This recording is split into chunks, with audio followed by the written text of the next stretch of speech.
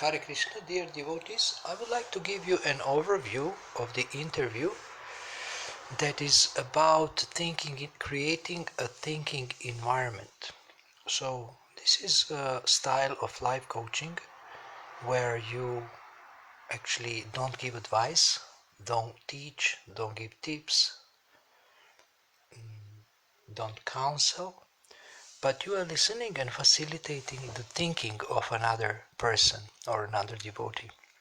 And one premise, one principle is that the quality of everything we do depends on the quality of thinking we do first. So this is very important in coaching, because if we change our thinking, then we can change our life. Actually, we can change our decisions. If we change our thinking, we can change our conclusions, change our decisions, and change our action. And action will change our results.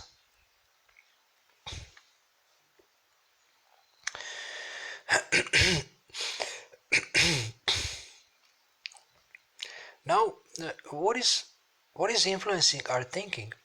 For example, if we are sitting or talking with another person, so our thinking is influenced by the way these people treat us, by the way they listen, if they listen attentively, if they are interested in our life and our results. So there are various behaviors that one can exhibit in order to facilitate other people's thinking. And these are called 10 components of a thinking environment. So creating this environment or atmosphere for high quality thinking is supported by these 10 principles.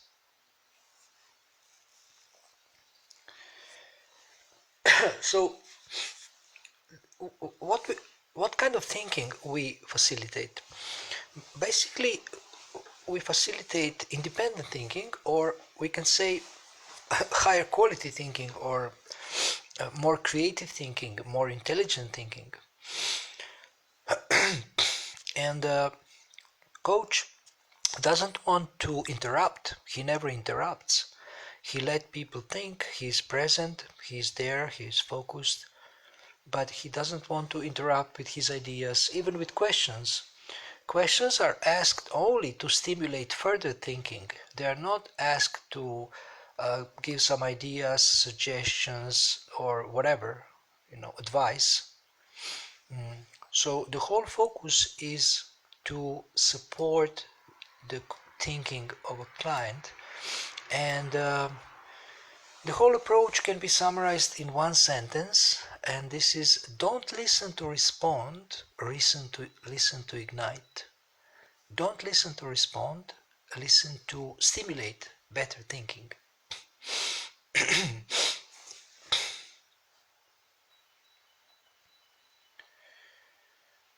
Now, the coach should not think for the client. He should just help the client think. And consultant is thinking for the client. The consultant is expected to give suggestions, to give recommendations, to give ideas. But in this approach to coaching, the coach doesn't think for the client. He just helps client to think. And of course, the benefit is that it is more empowering. When the client sees that they can come up with great ideas, they actually develop a habit of higher quality thinking. And in the presence of a thinking coach, they develop this ability by practicing.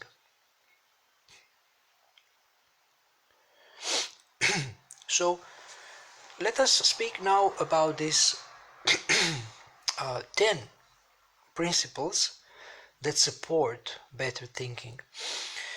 The first one is attention, and this attention is actually high quality listening. One listens very attentively and in a very focused way, and with an idea to support the client. The second is equality, then that you and I are equal as thinkers. You can come out with as intelligent ideas as I, so I don't think I have better ideas than you. So therefore equality in the session is there. Then the third is ease. That means internal stillness and presence. The fourth is appreciation, where there is always appreciation between the client and the coach at the end of the session, and this positively builds a relationship.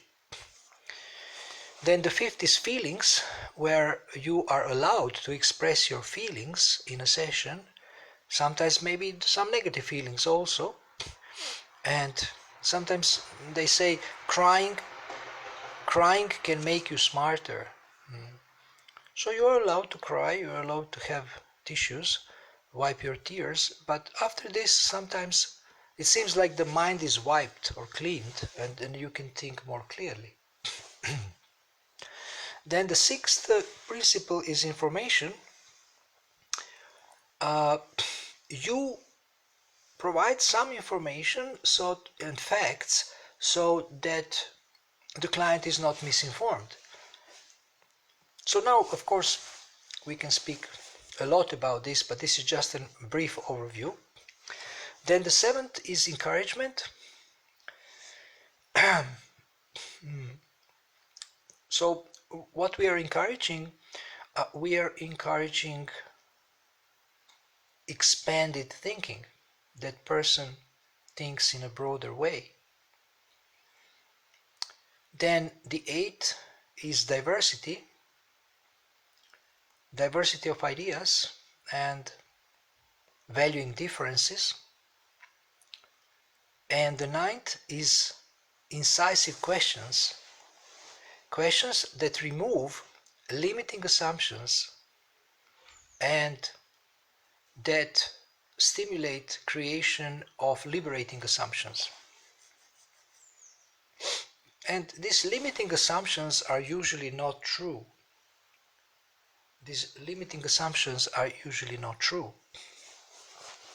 And then the 10th is physical environment in which we are thinking. So, if there is some distractions, if it's too cold, if it's too dark, if it's smelly or noisy, it's difficult to think. So you create a peaceful place where the client can think well. They have these conditions, physical conditions, that help them to think in peace about anything that they want to think about. So you see, coach apparently does nothing, he's listening, but actually he should somehow imbibe or embody all these 10 components, all these 10 principles at once. And these behaviors help the client a lot. They are transformative.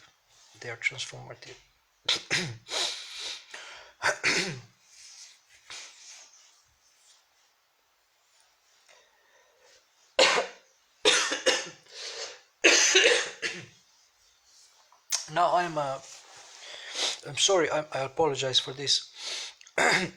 There is some new developments in neuroscience actually that support these 10 principles and the thinking environment.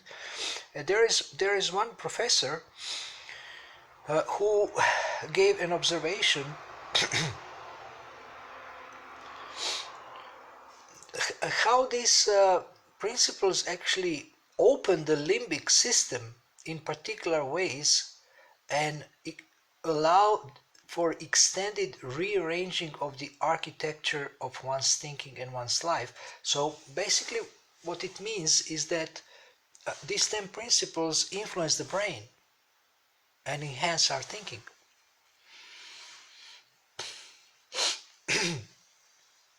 Now, attention has this generative effect. It influences creation of better thoughts. So your attention has a generative effect. They say also it's an act of creation in one sense, but creation is actually happening by another person. But you're helping, you're creating the environment for better thinking. So there is one book by one of the students of the author of this system. It's called are you are you listening or just waiting to speak? Are you listening or just waiting to speak? So most people, when they're listening, they're actually just waiting for a person to finish, and they want to say something significant, add value, look smart, share anything. But in this system of coaching, this is not the idea.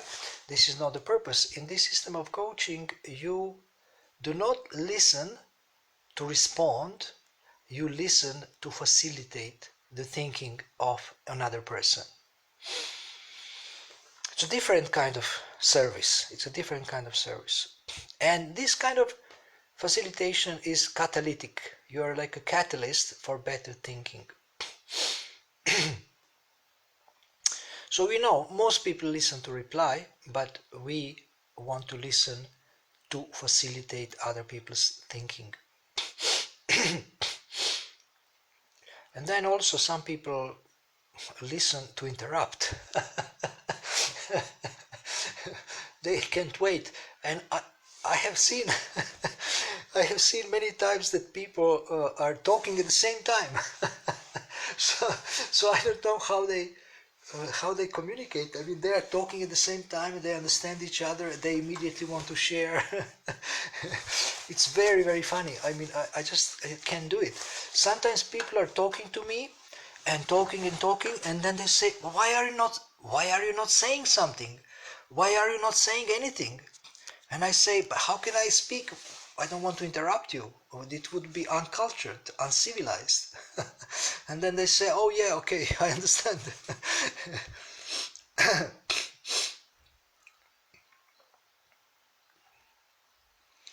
Okay, so let's look a little bit in some of these principles. Equality. Principle of equality is crucial in good coaching. So the assumption is, or the principle is, that the coach and the client are equal as thinkers. Now this is revolutionary, because you come as an expert, you know everything, you are a self-help teacher or expert, and your clients usually expect you to enlighten them with some wisdom, some tools, some tricks and tips. But in this approach, you consider your client to be an equal thinker as you, if not even better than you. So who is the expert? That's the question. When you are in the room, coach and coach and the client are in the room, so who is the expert? Well, in this approach to coaching, the expert is a client, but you can actually, okay, maybe more, I would say, accurate, more adequate description of what's happening in the room where the coach and client are present is that you have two experts. You have two experts.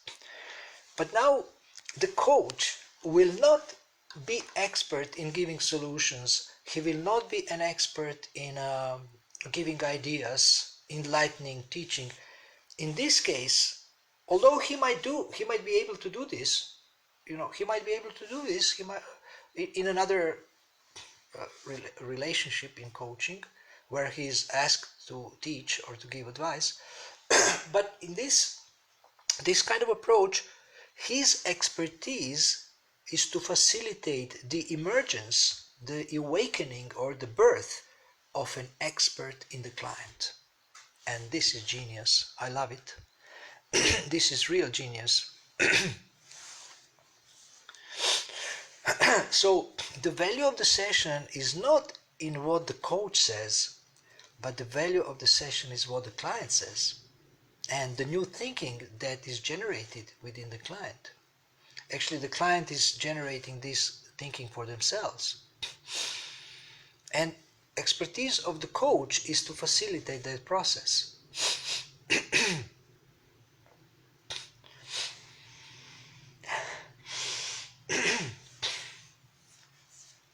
So in one sense, as a coach, you're not important. You're not important as a contributor of knowledge, but you're important as a catalyst and igniter of high level thinking or high quality thinking. Then another one that we want to look into a little bit is ease. As we said, it's an internal state of stillness, a peacefulness, presence. So, so what is the attitude of a coach here? So you're interested how much your client can go for themselves in their own thinking before they need your input. You know, this kind of a coach, he always asks, how much you can think without me, without my help, even without my questions. You know, you come up with your own questions that will help you succeed. Of course, you can learn these questions that are used in the session, like for example, what are you assuming that is stopping you from achieving your goal? This is called incisive question.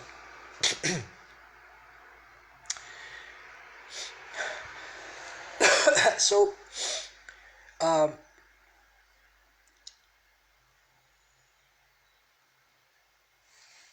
to manifest this principle of ease, you basically need to slow down. And slowing down actually speeds things up. So our peacefulness, our stillness, our lack of rushing or interruption actually activates the client's thinking. Then appreciation.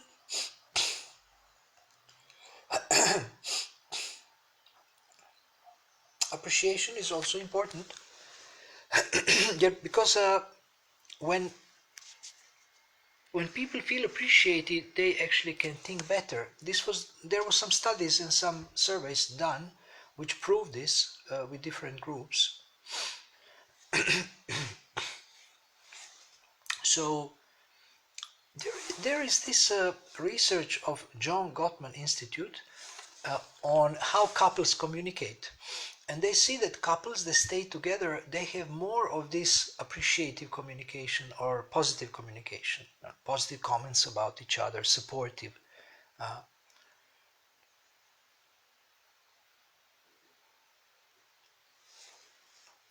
You have heard maybe about appreciative inquiry. These are appreciative questions where you ask what is working, what is going well, what is positive, what are your strengths, these kind of questions. It's called appreciative inquiry. So appreciation stimulates a better thinking.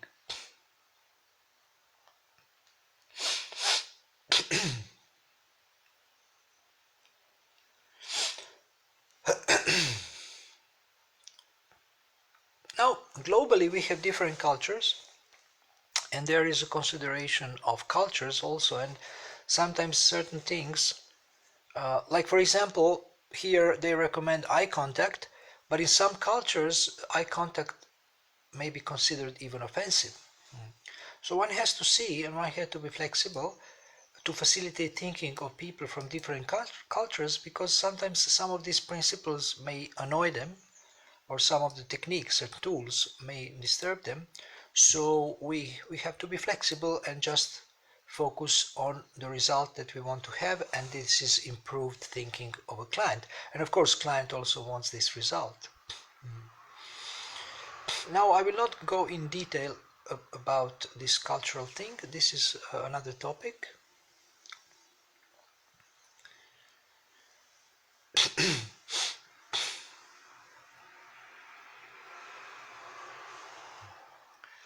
Okay, so I want to say something else in relation to this.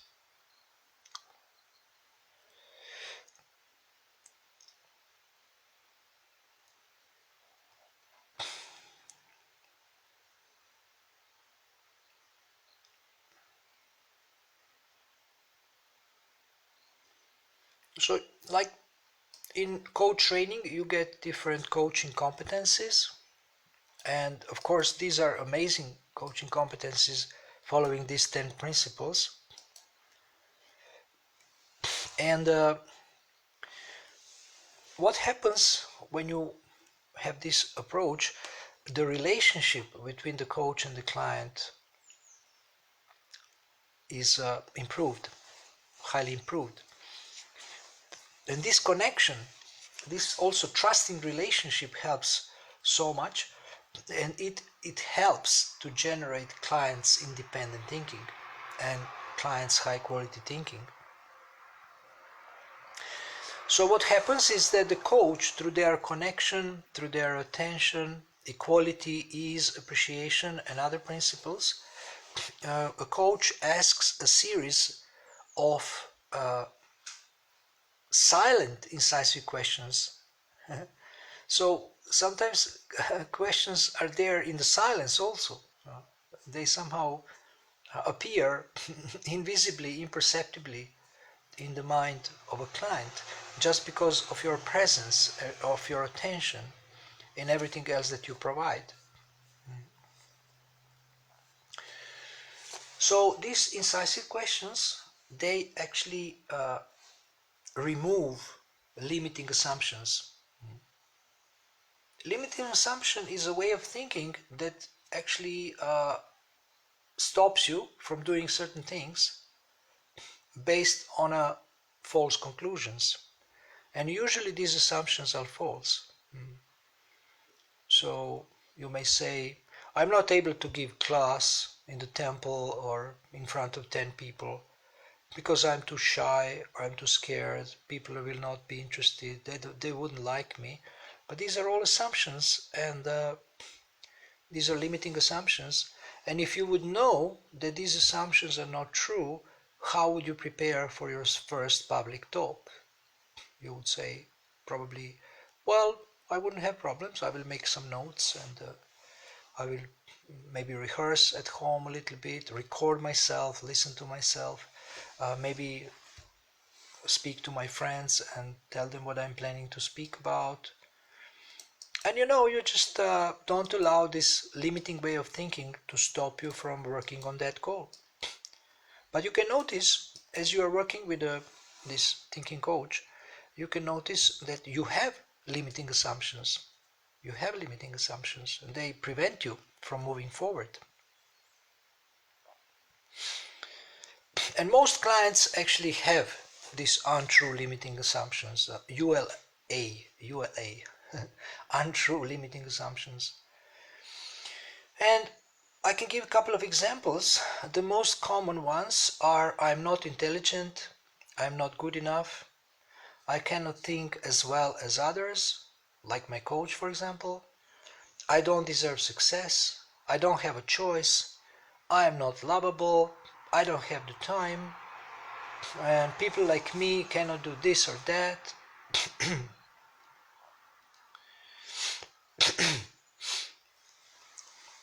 So we want to turn these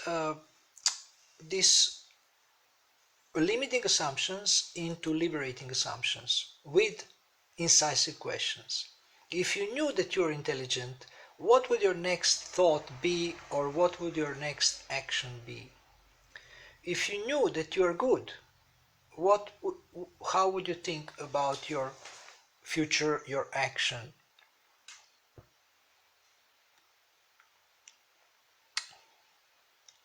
If you knew that I, as your coach, think that your thinking will be more valuable than mine, what would you feel and think now?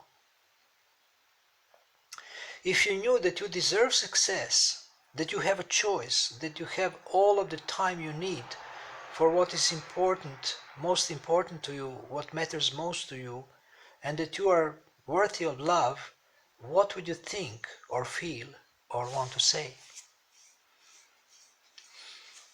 So these incisive questions, they allow the client to think for themselves. And even if coach doesn't say anything, but these questions are implied in a sense. Even in your silence, they may be implied.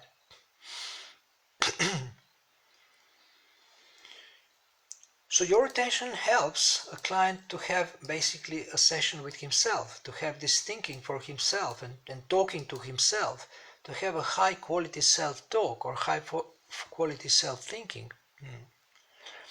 And you ask them, what would you like to think about? What are your thoughts? And when they stop, you ask them, what more do you think or feel or want to say?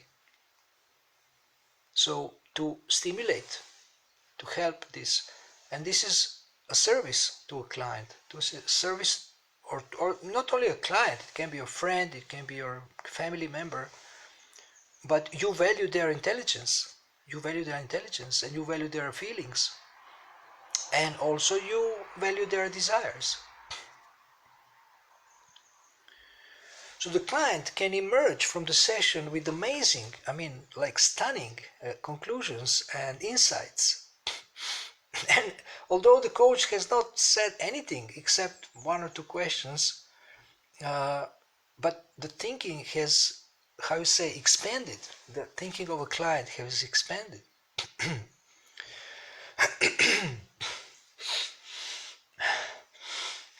Now, there is a research in positive psychology that supports these perspectives. Actually, I have heard, but now I don't want to go into this now, into details about this. We can look into some other things.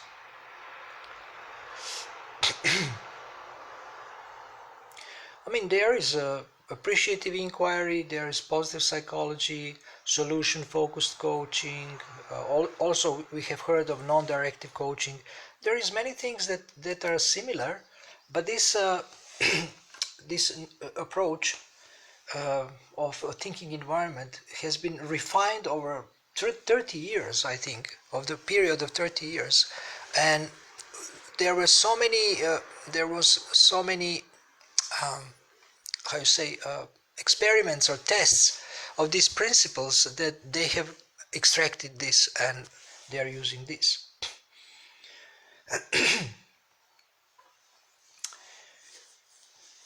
This was influenced by the work of Carl Rogers, and then peer counseling also, or peer coaching, Socratic approach to dialogue.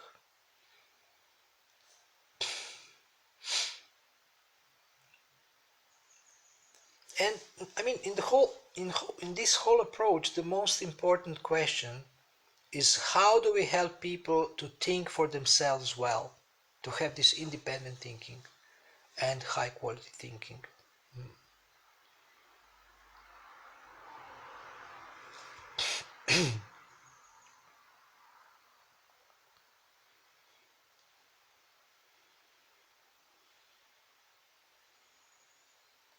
Now, sometimes clients request short sessions where there is a very intense focus and the person needs to come out with an answer very quickly, and you don't want to tell them what to do. So we can ask, okay, how do you use this approach, this thinking approach, for the laser coaching session? It's called laser coaching session, where you have like very, very fast, very quick session. For example, you can ask, okay, how much time do you have to do this? And I can say, let's say 10 minutes. This is a short session. Now, if you look in the life of the mind, 10 minutes is a long time. Extraordinary things can happen even in 2 minutes. But only if you really allow a client to think for themselves and you don't interrupt. So, first thing we can ask the client is, what is the question? And when they clearly formulate the question, they often can find an answer much more easily. So we can say that one of the most powerful questions in the world is, what is the question? If people come to you, for example, with a problem or with a goal, you ask them, what is the question that you can ask yourself that can help you in this situation? What is the question? And then we can ask them what they really think about this. So when they have completed one way of thinking, which may take 2 or 3 minutes, or maybe, let's say, maybe 4 or 5 minutes, then of course, when they speak, we can look for the limiting assumptions, and then we can think about liberating alternative assumptions. And then if they cannot find a good answer to their question, then we can ask them an incisive question using the liberating assumption. What does that mean? It sounds fancy, it sounds maybe complex or complicated, but what does it mean to ask a client an incisive question using the liberating assumption? What does that mean? It means you ask them, if you knew that you would be capable of giving a public talk, how would you prepare? If you knew that people would be interested, how would you prepare? This is an example. And all this can be done in 10 minutes or less. So I would share my thinking as a coach only if they need some information that can help them, but only if they really insist that I share.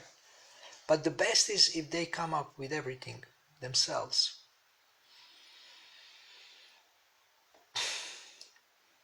So now we can say, what would be the best outcome of the laser session?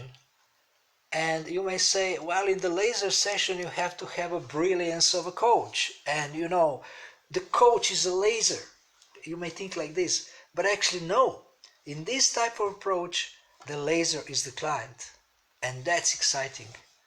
So the client's thinking is facilitated in such a wonderful way that they have laser thinking and they have laser perception, and they can do it fast. Sorry.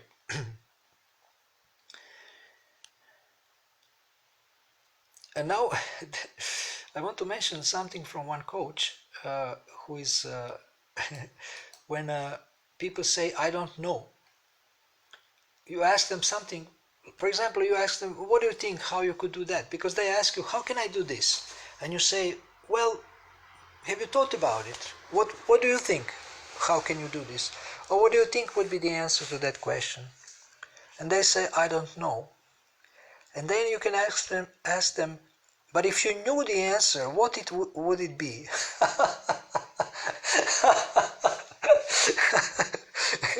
So this question doesn't accept the answer, I don't know. It goes around ignorance. It goes around I don't know. So if you knew the answer, if you would know the answer, what would it be?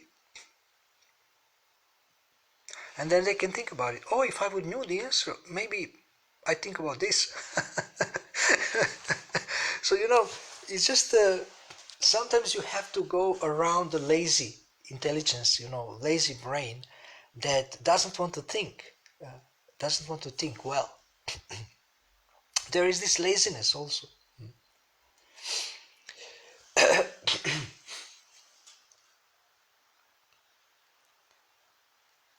Now, I'm not saying that I understand all of these things very well and very deeply. I'm also a student of this type of coaching. I'm only learning this for the last 2 years, and always discovering new things, new knowledge, new insights in this.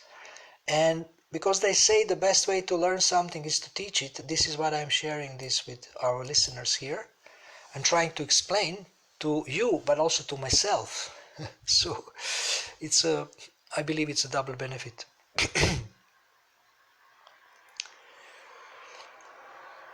if we learn to ask ourselves, what am I assuming in any situation, this will be very, very beneficial. What am I assuming in this situation? What are my assumptions? And we'd work with teams, we'd work with people, and we start to ask them these deep questions. Then instead of thinking about other people, they start to think about their own motivations, their own perceptions, their own understanding, which they can discover is not always actually true. And they would agree that, oh, I was thinking in this way, but actually it doesn't make sense. But you have to guide them to understand themselves and the way they think, not by telling them your thinking is wrong, but by helping them to understand the quality of their thinking, and they can conclude themselves. They can conclude themselves that this is quality thinking or not quality thinking, or this is right or not. And this is genius of this approach, really.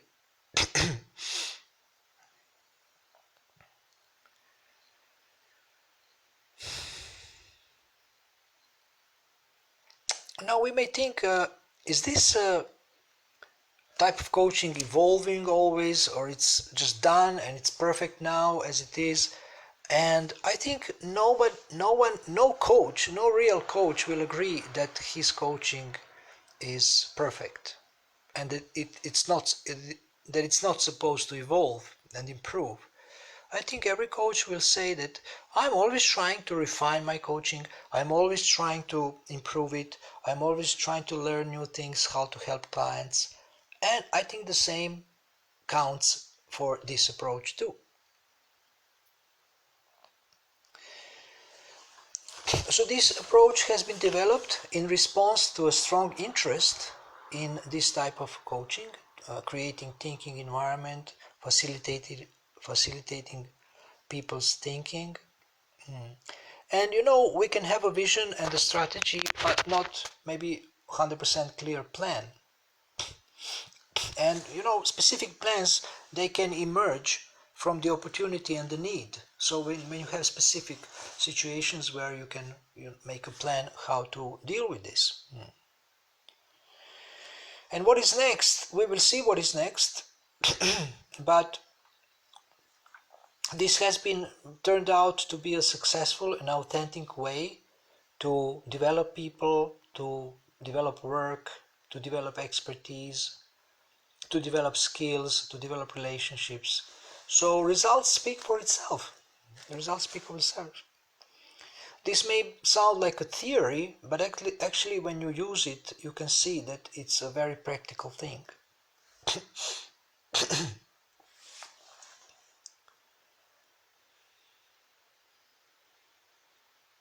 So to have this approach, you should give up fear that you will be proven wrong.